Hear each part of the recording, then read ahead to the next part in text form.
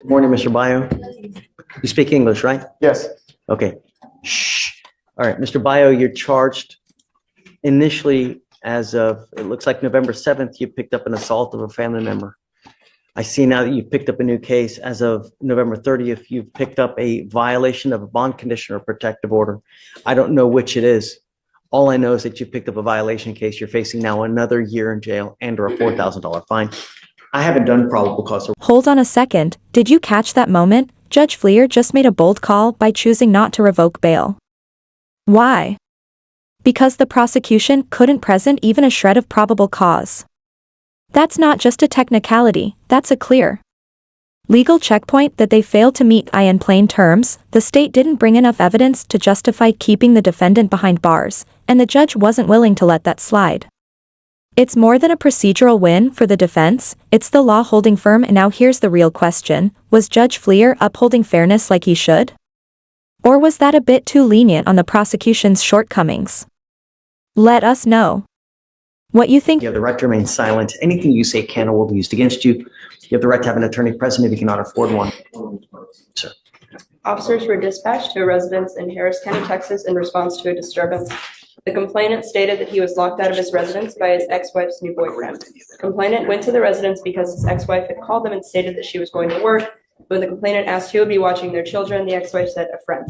Complainant then heard defendant's voice in the background and went over to the apartment. Complaining witness is the same complainant. You said he heard whose voice? The complainant heard the defendant's voice in the background. I think that the complainant believed that the defendant would be watching his and his ex-wife's children, and that's why he went over to the apartment.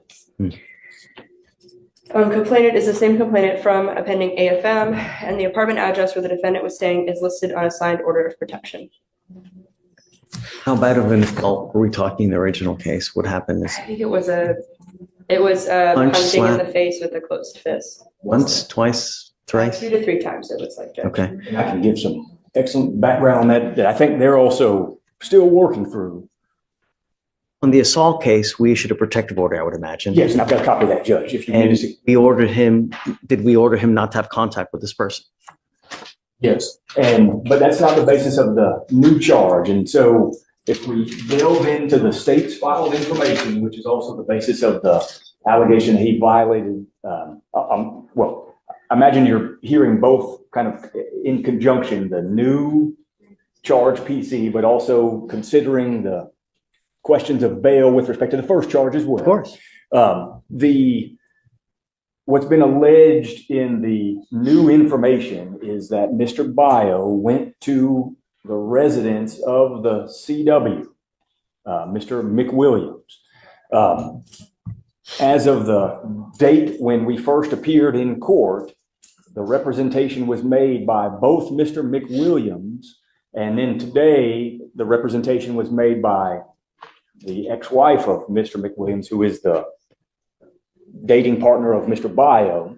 So he is dating this gentleman's ex-wife. But she has confirmed to both of us that McWilliams has moved out of that residence as of the date of the first alleged assault.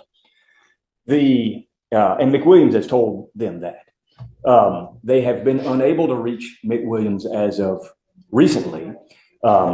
But in the RIP call information, McWilliams confirms, I moved out that day and do not live at the address that's at issue in this VPO case.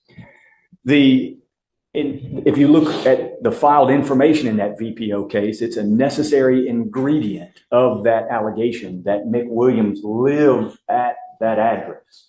It specifically says it in the last line. You're saying in the protective order? Yes, Jay. Oh, no, not the protective order. In the violation of protective order case, if you look at the state's filed information. This right here is where the whole case starts to fall apart. That he prosecution's entire claim depends on one major assumption, that McWilliams still lived at the listed address.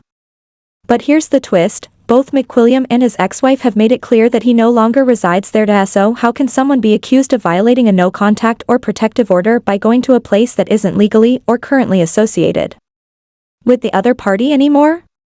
If the address isn't valid, how can the charge be? It's a textbook example of shaky groundwork, a legal argument built on outdated or unverified info, like a house of cards just waiting to collapse. Now here's the bigger issue: should cases like this even make it to court before the facts are properly checked? Drop your take in the comments. This one raises serious questions about how loosely some of these charges get filed. Case, you will see the last line is, to wit, he was at the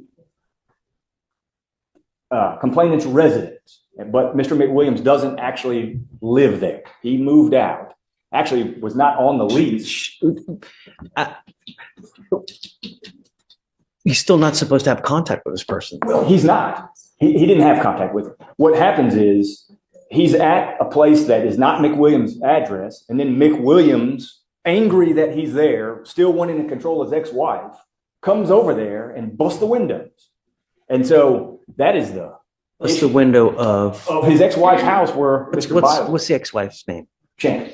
Shannon. Okay, so And we both spoke to Shannon a few minutes ago. and Shannon has how many kids with Mr. Bio? Or do they have kids or no? So whose kids are they? McWilliams? Williams and Shannon's children. Okay. I think there's two. And so what's alleged in the newly filed charging document is that Mr. Bio went to the residence of McWilliams, which there's no PC to believe that. He did not go to the residence of McWilliams. He went to Shannon's residence. McWilliams does not live there, stopped living there, and the state can't meet the information. And so there's no PC on my argument, Judge, is that there's no PC that the state or the officer. So in our case, in the assault case, the protective order says that he's not supposed to go to this Spring Cypress, the apartment in Spring Cypress, right? Well, contemplating that that's McWilliams' address. Is that his address? Yes or no?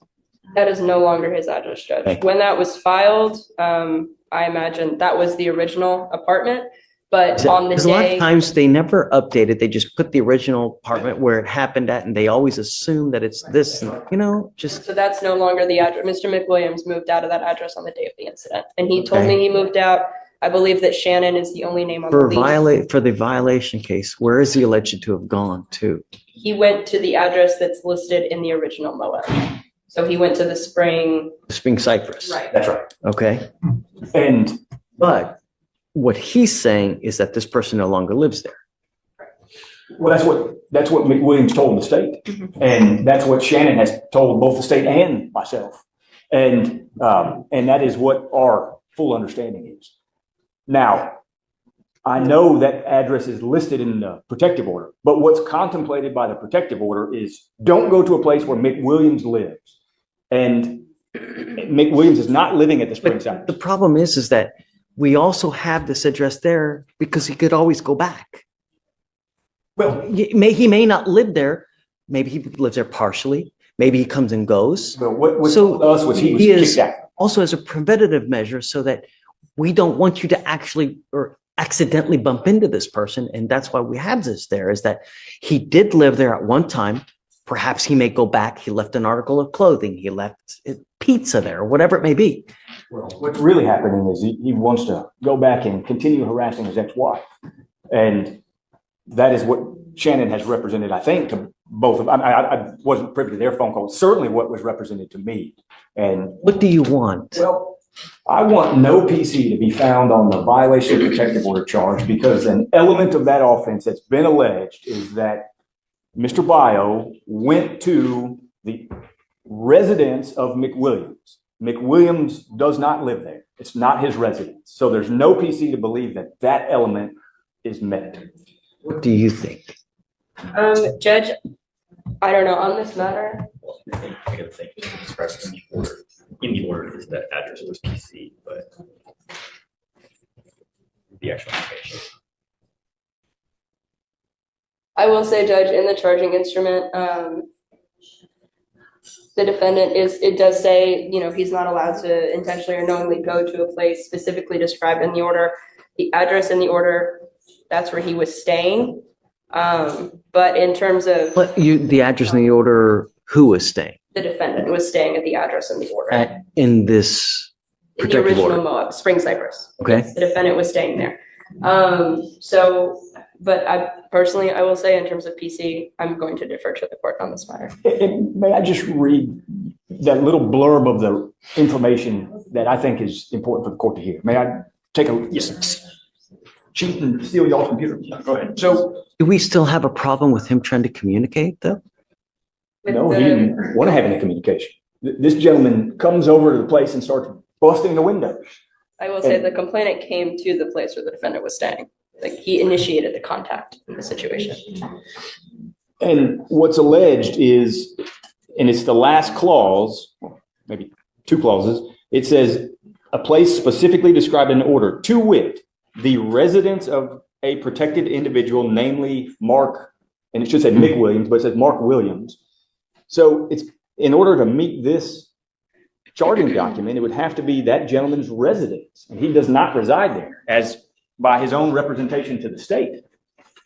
And so I'd ask that, and I know it's a very unique situation. How do we go forward though? If I find no PC, how do we go forward? No. Well, goes back out on bond while we prepare our defense to the initial charge of assault, which I think they've seen quite a bit by way of background about Mr. But McWilliams. how do we know that this isn't going to happen again? Well, I will say, I'm not sure where Mr. Byer will be staying if he were to get out on bond, but the witness, Shannon, she is no longer living in her apartment as of tomorrow. So that address will no longer, it won't even belong to any of them as of tomorrow. Do we do a no contact with both?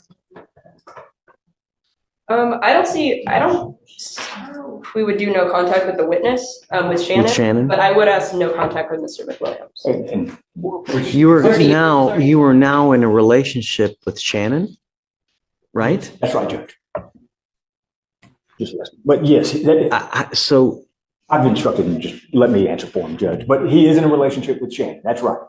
And he moved here from Hawaii to be with Shannon, and the ex-husband takes issue with it. And the ex-husband has a very violent history with Shannon. And so long-term, we think there'll be issues with case one even. But I understand that that's not really we're not there yet. I think the question is what to do if he is out. I do think, obviously, no contact whatsoever in any form, shape at all with Mr. McWilliams is appropriate, and that is what existed. Unfortunately, the state can't even reach McWilliams because he doesn't have a phone number that is even good. have you run an NCIC check on this McWilliams guy? We can see his in-county criminal history, but I can run a new check on it. Do you see? I mean, And I don't want to be Pretty incorrect, expensive. but I think he's got violent history with Shannon. But maybe Judge, when you get to be my age, it's hard to remember all the details. But I think I recall that, but maybe I'm mistaken. I don't want to represent something inaccurate. you have inherited a dangerous situation. And Mr. Bio, you need to be very careful. You know, if you are in a relationship with someone and they have another person that's in their life that's like this, you could be the bearer of bad times. So you need to be very careful. You're in a very volatile situation. So you need to be careful going forward because it really could just could go out of control. You may need to get a protective order yourself. You know, it's very possible that you may need to get a protective order. So just be careful. You're in good hands. You ever have any issues? This wasn't just a lecture, it was a wake-up call from the bench. The judge wasn't only focused on legal technicalities, he was speaking from experience, warning about the real-world dangers that come with emotionally charged cases. That he touched on some hard truths, the damage a vindictive ex can cause, the harm of false accusations, and how easily someone can get pulled into a legal mess they never saw coming. This isn't just legal theater, it's a crash course in how fast things can spiral if the system isn't careful. So here's the bigger question. Should the courts be doing more to protect defendants from being weaponized by personal grudges? Share your thoughts, because what's happening in these courtrooms might be closer to home than we think. We can always help you out as well. I'll find no PC on the violation of a protective order, but just be careful, because there are a lot of vindictive people in this life that will they'll try to make your life a living hell. And you being on bond in this case, they can do that. They can say, hey man, he's doing this to me, he's threatening me, he's doing that. And if an officer doesn't know any better and they come up and they see that have this open assault, they may never take your word. They may never even speak to you. They'll just put you in county. So you gotta be careful. You know, you're in good hands. We'll help you out for as much as we can. Okay. Okay. So I'll find no PC on the,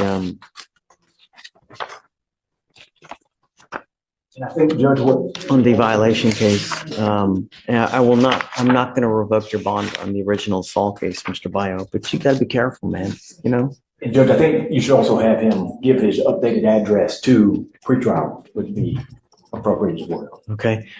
And I think that's probably somehow make a notation in everywhere so that we know where Shannon lives. You don't have an address for, McWilliams, so I don't know how we're going to handle Well, I that. think the protective order does say any address where McWilliams does reside. So whether or not, I guess that'd be a notice question, but we know not to go anywhere where he lives. I think the issue is whether this other person's going to now be, Okay. You do understand all that? Do you have any questions? Just be careful. Life's too short to live either in a 6x9 box or be 6 feet under because you got other people that have just be careful. All right. Thank you, Judge. Good luck. Good luck, Mr. Bio.